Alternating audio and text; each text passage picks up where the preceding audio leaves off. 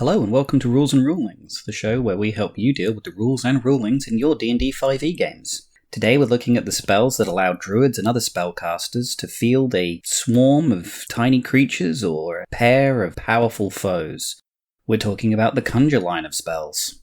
The Conjure line includes 6 spells, each with similar wording. We're going to focus on these 3, which are more often debated. Each of these spells asks you to choose one of 4 options for what is summoned by the spell. What it does not make clear is who is supposed to decide on which specific creatures are summoned. An equally valid reading can be made for both cases, and the only hint in the actual wording is that the GM has the creature's statistics.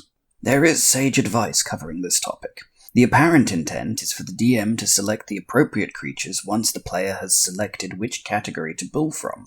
Some of my more conspiratorial friends in the community think that this wasn't originally the intent, but merely a way to prevent the pixie problem. Conjure Woodland Beings allows you to summon 8 CR quarter Fey creatures. Pixies fit the bill, and with their innate spellcasting can each cast either polymorph or fly, and turn a party of 4 into a pack of flying monsters. Even if you believe that, there are benefits to the DM choosing. Creatures summoned can be more tailored to the area, telling the summoner something about the area.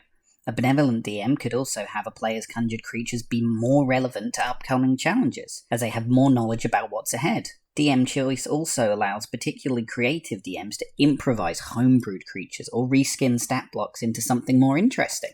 If you just don't like the idea of having to deal with up to 8 additional creatures and their action economy, you could direct players to choose from the newer Summon line of spells instead. These spells have specific stat blocks associated with them and don't summon a large number of creatures. But if you want to keep the Conjure spells, you've got decisions to make. Do you let them pick, or do you pick for them?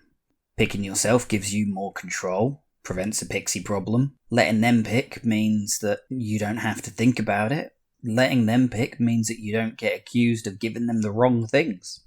And what do you pick if you do pick? Do you let them pick what they want and then you just tweak it a little bit? Do you let them say what kind of problem solving they want to do with their creatures? Or do you trade with them? The more specific a creature they want, the fewer number they get once they're summoned. Do you control them according to the player's orders, or hand them a stat block and just let them deal with it? I mean, already have enough to do as the DM, right?